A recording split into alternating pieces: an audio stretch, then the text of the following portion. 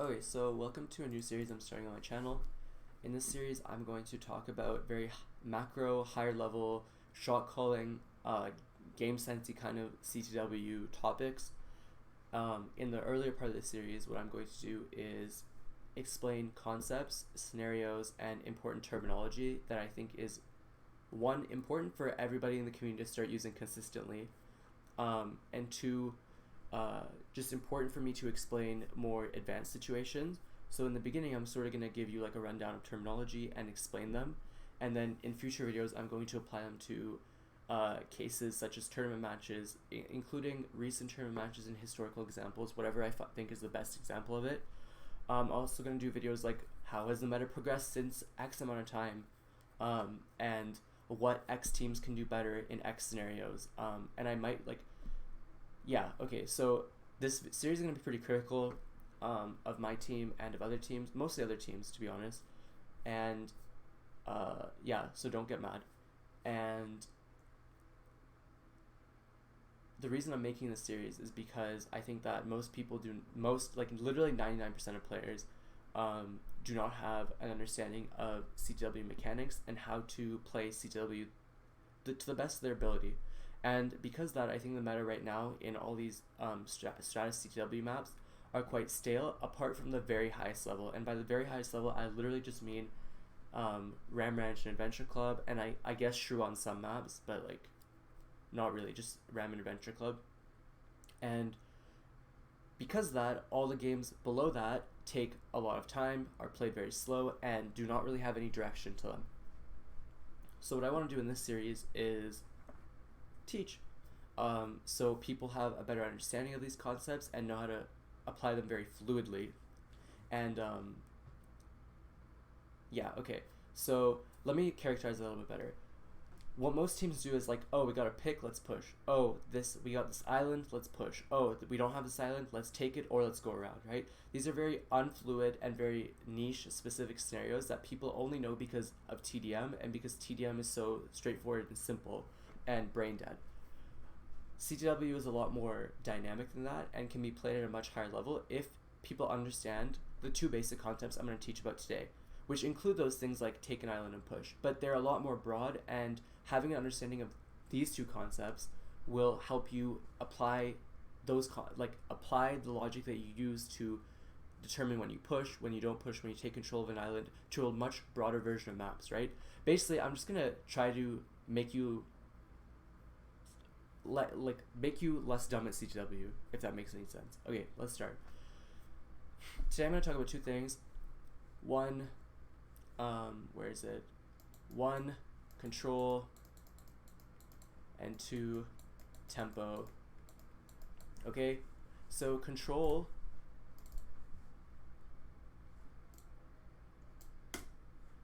is the idea that you're in a state of advantage where you are able to make better and more proactive decisions than your opponent, or you are in a state where you can respond better to your opponent's actions, right?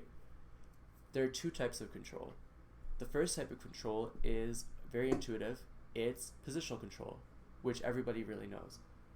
When you are in a state of positional control, you are able to make more decisions than your opponents, and you are able to better reach your objective and win the game, right? Whereas if you are not. So for example, let's say I'm on the blue team and I take this right island on Golden Drought, okay? Now, when I have this right island, I can skybridge, I can ground push this way, I can ground push this way, I can push through here, I can take this island, I can diagonal bridge, I can dig out this island, I can stand on it. There are at least 10 different things I can do with this island, and some of them, they're on varying levels of effectiveness depending on the scenario, but the point is that I have 10 decisions and my opponent only has 2. Take the island. Oops. My opponent can take the island, which means pushing into a state of positional disadvantage, or they can go around the island, right? Or alternatively, they can play defensively and set up an archer tower and try to counter whatever strategy. So I guess 3. Okay, regardless, when you are in a state of positional advantage, you're able to make more decisions, and you are able to counter the enemy team's decisions, right? A good state of positional advantage is when you have a height advantage on the enemy front line, when you can skybridge, and when you can easily rotate to stop wherever an enemy might go if they were trying to run past you. Okay? That is positional advantage. Very intuitive. The second thing that I think is not very intuitive is something called game state control. Okay? And game state control I will also refer to as pressure throughout this series, but let's start with game state control. Game state control is when you make a decision and you force your enemy team to react on it, right? It's important to recognize that not every decision you make has this. Okay? If I decide to push this island and take it, the enemy team doesn't have to react to this because you're not actually trying to get into their wool room, right? You're just standing here. If you decide to skybridge, the enemy team does have to react to this, but not very quickly, because you're not going to skybridge that quickly. They can bow you down, they can set up an archer tower, and whatever. Or you could run it down mid and just push the wool right after you take the side island, which gives you a lot of pressure, a lot of game state control, because it's forcing the enemy team to directly react to you. So let's say I'm on the red team and I'm right here, okay? And let's say the blue team has 2 players sitting here bowing and the other 4 players are pushing right side, okay? And they decide to ground push like through here to get to the pink wool, okay? The blue team right now is in a state of game state control because they are forcing the enemy team to rotate back if the red team doesn't want to lose that wool, okay? They are making a decision that the enemy team has to actively counter, and if they continue to make this decision without being countered, they will 100% win the game, or at least get into the wool room. Okay? Another good example is if the blue team is skybridging, right? If the red team doesn't fucking stop the skybridger will just bridge into the wool room, bridge in front of the defender and drop on him, right? The enemy team then, if let's say the blue team is skybridging, has to make an archer tower, or has to take the island, or has to run around them and try to pull players off of the side island, right? By pushing the wool themselves and exerting game state pressure themselves. Game state pressure is also game state control or pressure is very effective because not only does it force the enemy team to make a decision, and when they on the fly, which means one, the shot call has to be really good, which honestly there's only one great shot caller on the server, or it causes chaos in comms. It makes players make mistakes in their positioning and PvP because they are forced to make a decision quickly and when they're not comfortable with doing that. And thirdly or fourthly, since you are the one making the decision to push to skybridge, you have the first say in what happens, right? If I'm on the blue team and I'm about to push, right? If I push without the enemy team realizing my team's about to push, they're probably going to lose because they don't have enough time to react to it, whereas you do, right? If you are like, everybody gap up, we're ready to go, we're going to push these 2 red players, and these 2 red players are like, I don't know, fiddling with their dicks and just like standing here and like trying to bow you, and you decide to push with 4 players, they're probably fucked because you get to make the decision first and they have to react to it. So by the time you push, let's say you push and you're about here on the map, the red team's going to be like, oh my god, we need help. And then, but at that point, by the time your team rotates back, you've probably already run over them and you're already probably fighting them about here. And at that point, the enemy team has to either chase, which is bad, or they have to go around, which is slow. So no matter what happens, if they make the call, since you are the one initiating and you have the time advantage and the decision-making advantage, you will always at least half-assed make it to your goal of reaching the wool room, or be able to make a decision that the enemy team can't deal with. Okay. That's positional control, game state control / pressure.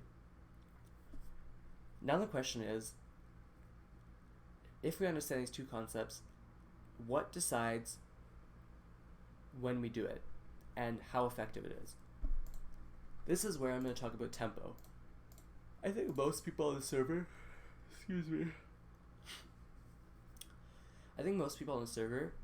do not understand what tempo is.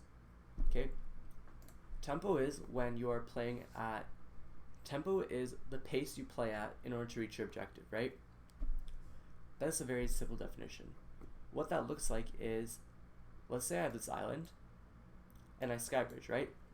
This is very low tempo because yes, I am exerting a certain amount of pressure, but it's not fast enough where it forces the enemy team to make a decision immediately, okay? If I start skybridging, the enemy team, all they have to do is put an archer tower here, or they can literally just let their defender bow you down and do whatever the fuck they want on the other side, or they can wait for you to skybridge and then push anyways, right? You are not forcing them into an uncomfortable state. You are not forcing them to make an immediate decision, and they can take their time and think about it, right? That's low tempo. What then is an example of high tempo? High tempo is when you run it down mid, okay? This is the highest form of tempo, because if my team runs it down mid, if the enemy team, even if they have both sides, let's say, okay, and my 6 teammates are right about here, it doesn't matter what sort of control the enemy team has. It doesn't matter that they are in a positional advantage. It doesn't matter that they can push your wool. If they don't make the active decision to stop you, you will 100% get into the wool, right? If they don't rotate back, you will just split, and you will get into both wool rooms with your 3-3 splitter, 4-2 split, whatever, right? They have to. You have high tempo because the enemy team has to stop you, okay? And this is where we start tempo and game state control / pressure start getting confused, okay? Tempo is the pace at which you exert pressure or game state control. Game state control is / pressure, again, they're interchangeable, is just the concept of forcing the enemy team to respond to your decisions, right? If you notice now, having a high tempo means you exert a lot of control. Having a low tempo means you don't exert a lot of pressure or game state control. Also recognize that having positional control does not mean you have game state control, does not mean you have tempo, right? In fact, when taking control usually means you have low tempo, at least initially, compared to if you just ran it down mid, okay? Positional control can lead you to have game state control, such as when the enemy team starts skybridging, or when they take a side and take positional control of a side, but it doesn't necessarily mean you have game state control. And when you have game state control, it doesn't mean you have positional control, okay? That's sort of the synthesis of the ideas at a very high level, like at a very theoretical level, okay? Let's talk about tempo. Let's talk about tempo swings. Excuse me. So,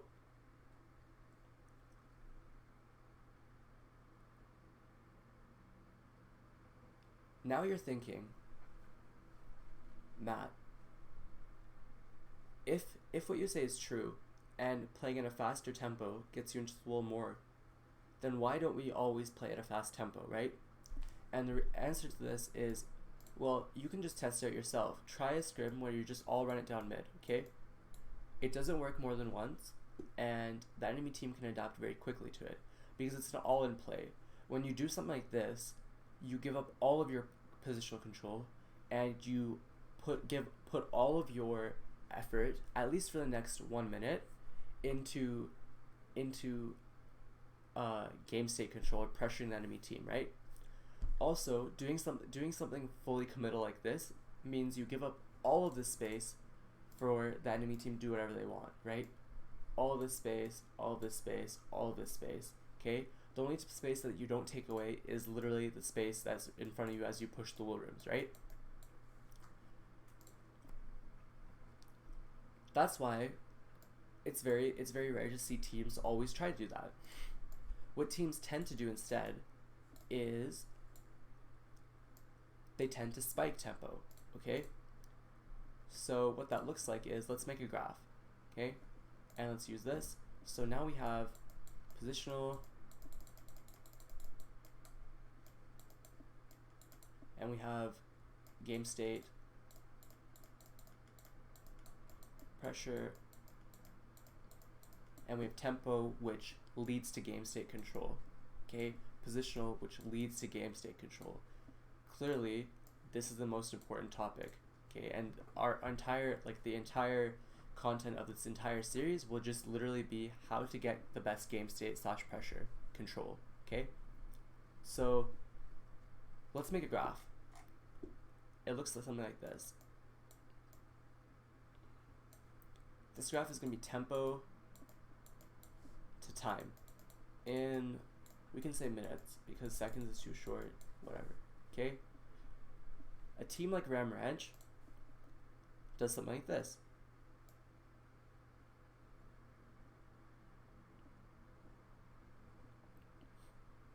Okay, their tempo is very low for just about the entire game, but when they do push, they push very decisively, they push very hard, and they have a plan.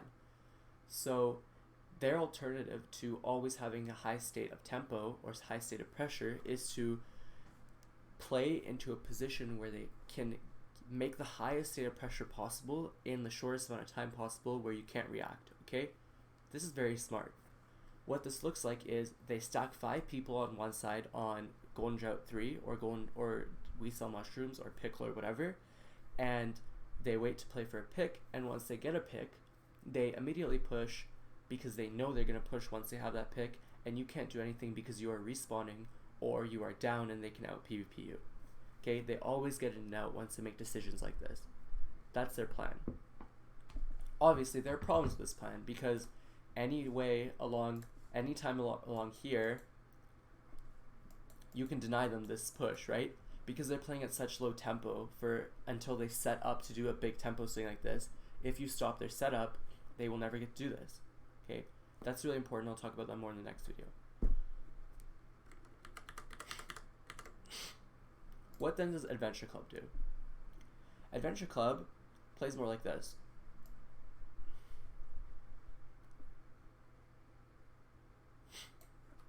Okay, that's actually a bad graph. It's more like this. Okay. Disclaimer, I am the leader, I'm one of the co-leaders of Adventure Club, and I will say good things about my team because I like my team, and if you disagree with that, then I'm sorry, maybe stop watching. Yeah, so I'll talk about my team a little bit. Yeah, I'll try to be objective, but again, disclaimer, I probably won't.